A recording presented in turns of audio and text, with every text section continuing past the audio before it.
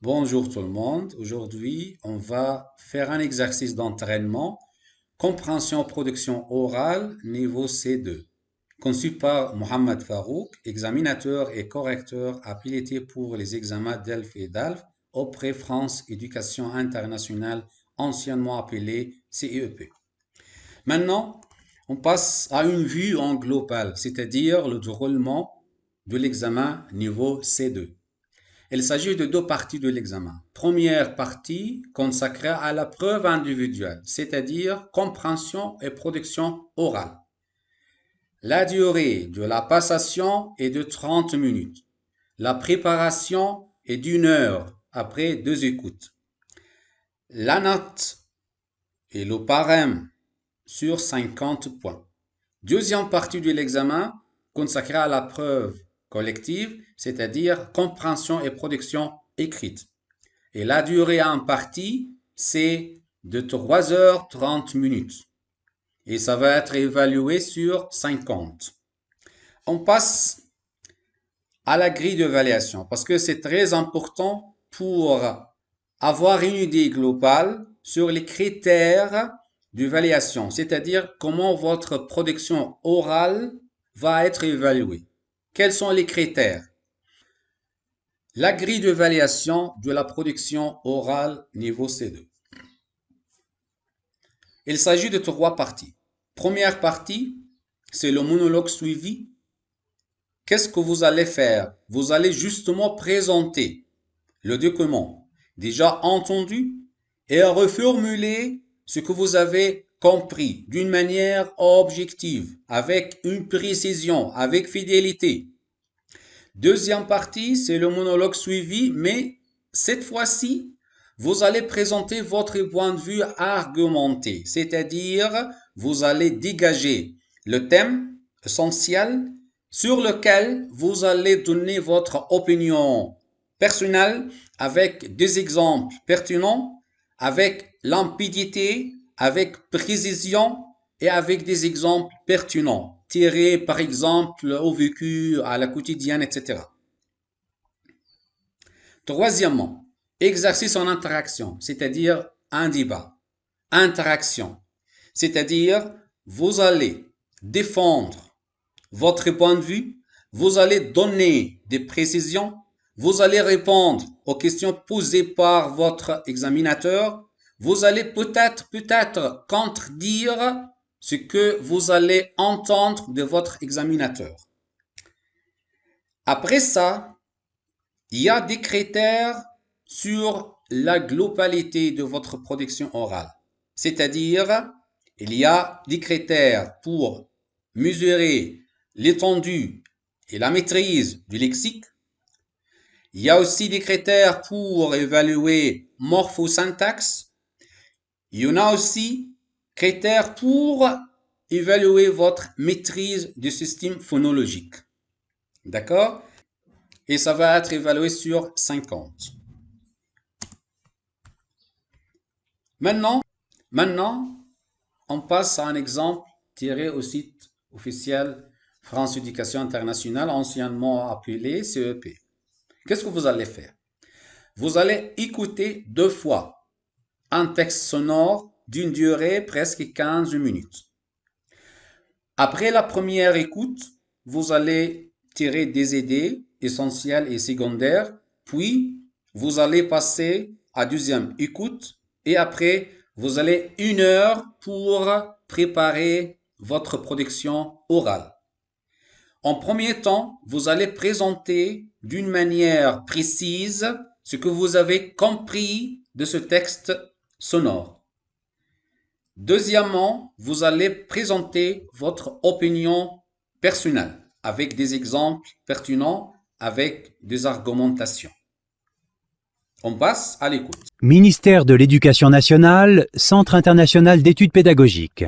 DALF niveau C2 du cadre européen commun de référence pour les langues. Épreuve de compréhension et de production orale. Vous allez entendre deux fois un enregistrement de 15 minutes environ.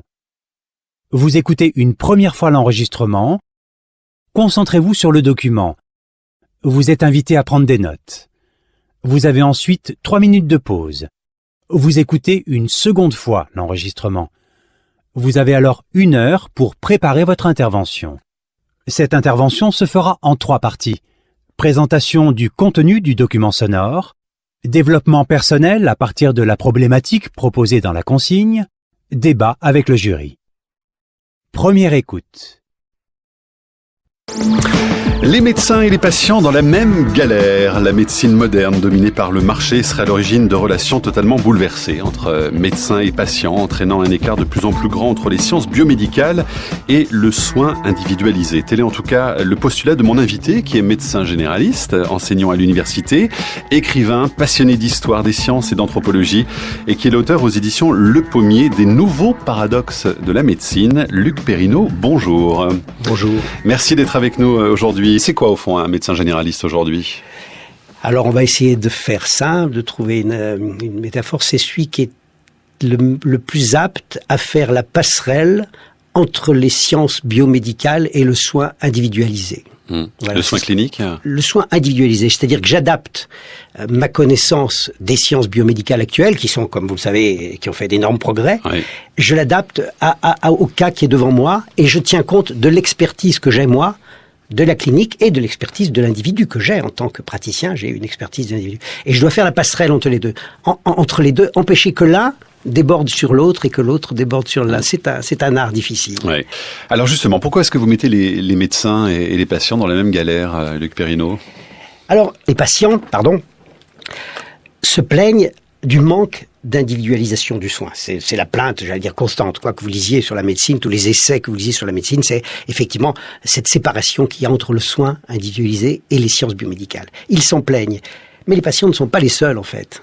Les médecins aussi. Les médecins se rendent compte que justement, il est de plus en plus difficile de retrouver son patient au niveau d'une vérité scientifique. Donc, la souffrance est la même des deux côtés du stéthoscope, comme je dis souvent. Alors, la souffrance des médecins, on peut pas la comparer à celle du patient, bien sûr, qui lui est un profane. Et puis, le médecin, il compense cette souffrance parce que ça lui rapporte. C'est son avantage. Voilà, c'est son avantage. C'est cette difficulté qu'il y a, cette multiplication des actes, lui rapporte financièrement. Donc, il est plus discret, sans doute, dans sa contestation du système, tout simplement parce qu'il y a un avantage. Il faut être réaliste dans la vie, il faut aussi dire les choses comme elles sont. Donc, mais les deux, il y a une souffrance des deux côtés. Et c'est d'ailleurs sans doute parce que le médecin est subordonné de fait à cette prépondérance du marché, à cette prépondérance des biais. Ça, c'est vraiment la raison principale qui explique cette situation aujourd'hui de la médecine moderne ? Je pense que là, on est arrivé à un point critique. On est arrivé à un point critique sur la prépondérance du marché dans la formation de la pensée médicale. Non pas seulement dans la pensée, dans la formation de la pensée médicale. Alors justement, l'idée de l'histoire des sciences, c'est de pouvoir dérouler un peu le fil pour comprendre pourquoi on en est arrivé là aujourd'hui. Parce qu'il y a beaucoup d'enseignements dans cette histoire. Oui, évidemment. Pourquoi on en est arrivé là ? Alors là, c'est vraiment du travail d'historien. En tout cas, moi, je vois quelques raisons majeures. Il faut essayer de se placer. Alors, je simplifie l'histoire. Évidemment, quand on fait de l'histoire, on résume beaucoup. Il faut simplifier avant ce que les historiens appellent la révolution pastorienne et après. Alors, révolution pastorienne, ça englobe, en gros, pendant Pasteur puis après, puisque j'inclus les antibiotiques dedans, vaccin, hygiène, antibiotiques. Ça, c'est la grande triade magique qui a fait que la médecine est passée de l'ère préhistorique à l'ère moderne, soyons clairs. Et donc, cette triade a fait gagner, en gros, 20 années d'espérance moyenne de vie à la naissance à tous les peuples occidentaux. Et donc là, c'était assez clair, on avait trouvé la cause principale des maux. C'était des ennemis externes. Très identifiables. On les a identifiés, Pasteur les a identifiés, beaucoup d'autres, Koch, tout le monde les a identifiés. Et puis après ça, la médecine, c'était le miracle. Les gens ont commencé à croire à la médecine. Et puis après, la médecine s'est presque trouvée face à une crise d'identité. Qu'est-ce qu'on va faire maintenant ? Et donc, tout s'est inversé. Avant, c'était les patients qui apportaient leurs plaintes, leurs souffrances, leurs blessures aux médecins, à la médecine. Ils apportaient leurs plaies de guerre, ils apportaient ça. Et après, ça s'est fait en quelques années, le paradigme, pour employer un grand mot, tout s'est inversé. C'est la médecine qui a apporté des sujets de plainte aux patients. Il faut insister là-dessus parce que c'est une inversion complète. Aujourd'hui, ce ne sont plus les maladies qui créent la médecine, c'est la médecine qui crée les maladies. Je simplifie un peu, assez grossier, excusez-moi, on a peu de temps. Et donc, tout s'est inversé. Donc aujourd'hui, on confond encore facteur de risque et maladie. Ça n'est pas la même chose. Vous parlez ensuite d'une véritable crise identitaire de la médecine après cette période. Pourquoi exactement ? Alors, si vous voulez, les médecins qui avaient, on va dire en gros, toujours été moqués, parce que finalement ils échouaient tout le temps. Si on lit l'histoire de la médecine, c'est un peu lamentable, même comme la médecine échouait tout le temps. Alors quand je dis médecine, je ne dis pas chirurgie, c'est un peu différent. La médecine seule ne réussissait pas, et ils étaient moqués. Et là, il s'est quand même passé quelque chose qui était extraordinaire, c'est que là, du jour au lendemain, on a quand même enrayé les plus graves maladies, on a contribué à l'hygiénisme, à l'hygiène, et donc... l'histoire pouvait s'achever, l'histoire pouvait s'achever. On avait vaincu tout ce dont on avait le plus peur. Et donc, il fallait trouver autre chose. Donc, c'est un peu une crise identitaire. J'exagère peut-être en disant ça, mais maintenant, on va chercher les moyens de vivre encore plus et encore mieux, encore plus longtemps. Et ça, c'était pas évident. Donc, il fallait trouver. Et à ce moment-là, il s'est passé quelque chose qui a débordé les médecins, je crois. Qui a débordé les médecins. C'est une énorme révolution technologique. Donc là, on se place en gros au milieu du XXe siècle. Voilà, milieu. Et ça, c'était trop brutal. Ça a été trop brutal parce que, si vous voulez, les médecins avaient construit leur science clinique et diagnostique. C'était leur privilège. Le diagnostic était le privilège des médecins. Ils l'avaient très bien bâti, toutes les méthodes anatomocliniques, Laennec, Charcot. Ils avaient bâti ça minutieusement pendant 2 siècles, on va dire. Et brutalement, la technologie les déborde complètement. Elle leur donne sur un plateau... Il y a trop de données, quoi, au fond. Elle leur donne sur un plateau tout ce qu'ils ont mis 2 siècles à bâtir. C'est tout fait. En gros, on n'a plus besoin de vous, quoi. En gros, on n'a plus besoin de vous. Donc, ils avaient vaincu les épidémies, les maladies infectieuses en grande partie, et le diagnostic qui était leur seule fierté, en fin de compte, parce que ça avait été élaboré vraiment minutieusement par la science médicale pure. On peut se passer de vous. Donc, ça a été vraiment une crise identitaire, je crois. On peut l'analyser comme ça d'un point de vue historique. Oui. Donc, on a été surpassé au fond par la connaissance du corps humain, parce que c'était ça. On avait tous les outils pour aller à l'intérieur du corps, et on en bénéficie encore très largement aujourd'hui, évidemment, puisque la technologie s'améliore d'année en année. Voilà. Et vous pensez qu'aujourd'hui, on est encore victime d'ailleurs de ce trop-plein d'informations les 2 victimes sont effectivement les patients qui sont sans doute inondés d'analyses et d'examens dont ils n'ont pas besoin, et les médecins qui ne savent plus gérer cet afflux d'informations, qui n'a bien sûr souvent plus de rapport avec ce qu'on appelle les données, les fameuses données cliniques. D'accord, j'ai ça, j'ai cette analyse, j'ai cette image, mais mon patient, lui, qu'est-ce qu'il a? Lui, c'est ça qui compte. Oui. Voilà. Et donc l'écart entre les deux se creuse de plus en plus. Oui. Parlons du pouvoir des médecins d'ailleurs aujourd'hui, par rapport précisément au marché. Ce pouvoir a complètement changé. Alors vous parlez du pouvoir des médecins ou du pouvoir de la médecine? Du pouvoir des médecins par rapport aux patients précisément. Alors la médecine a un énorme pouvoir. Puisqu'on est en train de faire de notre société une société qui est malade de façon permanente. Donc la médecine s'est imposée au sens où on a toujours besoin d'elle, puisqu'il y a une omniprésence de la maladie. Plus une société est objectivement en bonne santé, plus la maladie est omniprésente. Ça, c'est intéressant quand même. Alors, d'un point de vue de la médecine, on peut considérer que c'est un échec puisqu'on a raté le but, puisque tout le monde est toujours malade. Oui. Par contre, c'est un succès au niveau commercial, puisque vous avez en permanence une augmentation de l'offre et de la demande. Ouais. Donc pourquoi, justement, en raison de quoi? De la technologie, précisément aussi, par rapport aux outils qui nous sont donnés? Parce que je crois qu'il y a une demande... il y a une demande de la part du public de ne jamais être malade. On doit jamais tomber malade. Et puis il y a une offre considérable de projets pour ne jamais tomber malade. On vous propose des tas de solutions pour ne jamais tomber malade. Prenez ça, vous n'aurez jamais d'accident cardiaque. Prenez ça, vous n'aurez jamais de maladie neurodégénérative. Et prenez ça, entre guillemets, vous ne mourrez jamais. Donc là, c'est très vendeur. Ça, c'est très vendeur. Donc forcément, quand vous avez un énorme marché, vous avez un énorme pouvoir.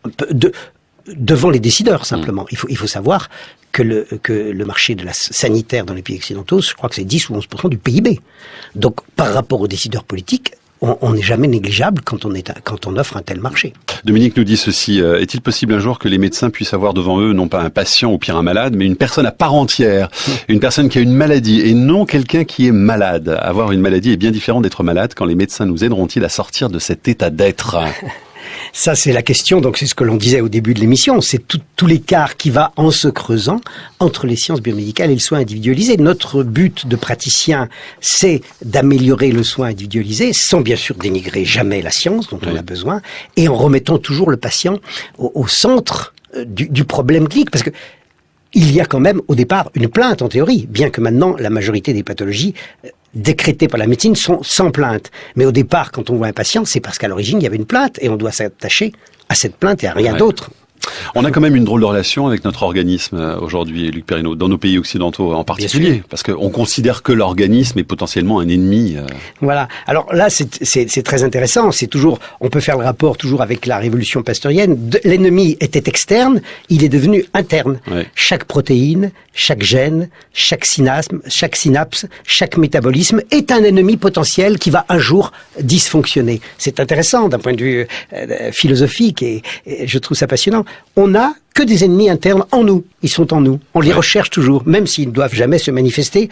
On est à l'affût de celui qui va nous... Luc Perrineau, vous évoquez cette notion intéressante de porteur sain. Ça poursuit cette idée justement que l'organisme est potentiellement un ennemi, en tout cas qu'on l'envisage mal. Voilà. Alors la notion de porteur sain, c'est très intéressant parce que on s'est rendu compte très vite qu'on avait en nous énormément de microbes pathogènes, mais qui ne donnaient pas de maladie. Et donc ça, c'est intéressant parce que là, on est dans la médecine évolutionniste. C'est-à-dire qu'on peut vivre en équilibre avec plein d'ennemis, même externes, qui deviennent internes. On peut vivre en équilibre. Et alors, dans le cancer, on aurait dû intégrer cette notion de porteur sain. C'est-à-dire que l'individu, et vous comme moi, au moment où je vous parle, nous sommes porteurs sains de nombreuses cellules cancéreuses. Ouais. Vous comme moi j'en suis certain, vous peut-être, je ne sais pas, moi j'en suis certain.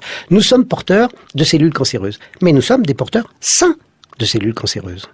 Donc c'est intéressant d'intégrer cette notion. Ouais. Est-ce qu'on admet cette idée aujourd'hui? Les médecins comme les patients, d'ailleurs, on a du mal à admettre ça. Ça, c'est très difficile à faire admettre. Quand on dit ça, on passe pour un marginal, on passe pour un irresponsable, comme on m'a dit souvent, parce que si on dénigre l'idée que le cancer, à partir du moment où il a mis sa première cellule dans l'organisme, va irrémédiablement et inéluctablement entraîner une mort atroce dans les mois ou années qui suivent, si on conteste cette idée, on est un irresponsable. Hein, c'est qu'on dit. Alors qu'au contraire, il faut se dire, mais non, soyons sereins par rapport à ça. Nous sommes un organisme qui est un écosystème complexe lui-même et qui est porteur sain de beaucoup de choses potentiellement dangereuses, comme des microbes, des cellules cancéreuses. Alors là, il y a un vrai problème éthique avec ça, avec les outils d'ailleurs, parce que avec le dépistage précoce et le fait de pouvoir de plus en plus précocement détecter des cellules cancéreuses, alors que peut-être que ces cellules ne développeront jamais de pathologie grave, on est face à un vrai problème. Parce que est-ce qu'il faut informer les gens très tôt, et en tout cas les outils le permettent aujourd'hui? Alors je dirais que par rapport à ça, on est devant un problème absolument insoluble.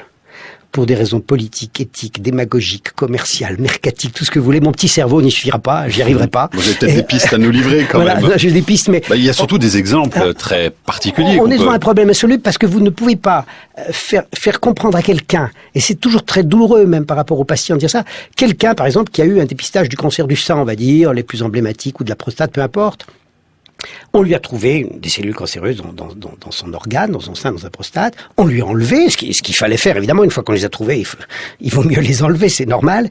Et il n'a plus rien et il se considère comme guéri.